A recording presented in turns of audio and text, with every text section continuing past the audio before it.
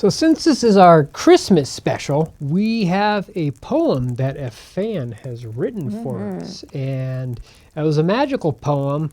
There was no address on it except for it came in the mail. It just said North Pole. I'm like, what is going on? North Pole. It had a guy's named Sir Dickalus, which was weird. So I didn't want to really actually look at this poem. I said, this is just going to be fun. Why not? We're just going to give it to Peter to read. Yeah, so Peter's just going to read it right now. I'm going to do it. I'm going to read it right off the screen here. Yeah. We scanned it in here, Yeah. and let's just, let's go. Apologies if I it's my first time reading it. All right. All right. 'Twas the night before Sexmas, and on top the rug, not a vibrator was buzzing, not even a plug. Silk stockings were flung on the headboard with flair, in hopes that Sir Dickalus would soon be there. Chet and Diane were nestled naked in bed, while visions of sexy bums danced in their heads. And Diane, with her bullwhip and Chet's penis tucked, had just passed out after a long winter's fuck.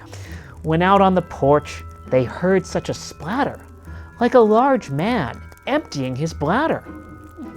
Chet went to the window for a flash, tore open the blinds and threw up his ass. His moon on the pane, all ready to show, made a rip on the glass and started to glow.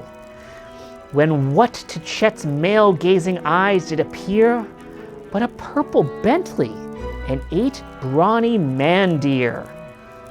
With a drippy, fresh driver so lively and thick, Chet knew in a moment he must be Sir Dick. More tighter than kegels, his quarters they came, and he whistled and catcalled and demeaned them by name. Now Doucher, now Dickless, Lance Basser and Nixon, on Kermit, on Stupid, on Schlonger and Flexen, to the top of the porch, to the top of the stall. Now jerk away, jerk away, jerk away all. Like rubbers being pulled off of wieners they fly, air thrusting their hips like they were mounting the sky. So up to the rooftop, the quarters they flew, with a car full of sex toys, and Sir Dickalus too. And then with a crashing, Chet heard on the shingles the jerking and squirting of each little dingle. As Chet pulled out his member because he's aroused, down the trash chute came Sir Dickalus, who looked unhoused. He was dressed in velour from his head to his feet, and his clothes were all soiled with vomit and skeet. A bag of sex toys he had strapped to his back, and he looked like a dommed-up pimp strung out on crack. His gold shades they twinkled, his bare chest how hairy. His track pants were so tight you could see his cherry.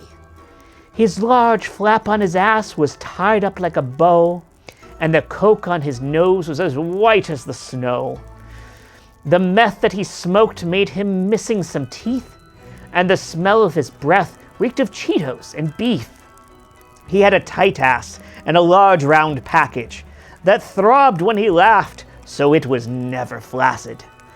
He was chiseled and fit, a right handsome old prince. Chet was turned on when he peered, despite his preference. A wink of his eye and a kiss of his lips, soon he knew Chet and Diane would be in much bliss. He moaned not a word when he started to twerk and filled all the silk stockings. After he jerked, after placing his finger right in his beehole, he flew up the trash chute as if it were a pole.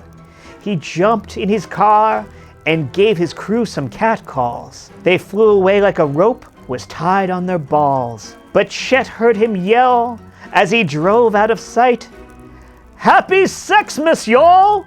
You're getting lucky tonight." Wow. Yeah. Woo. Getting lucky indeed. That's a very nice poem. I feel so festive and horny. Yeah. Me too. Yeah. Me too. Yeah. Well, thank I really you. felt something there. Yeah. Sir Dickalus, who sent us that from the North Pole. That was a very great Good gift. reading. Yeah. Yeah. Well, Merry Christmas, Happy Holidays, everybody.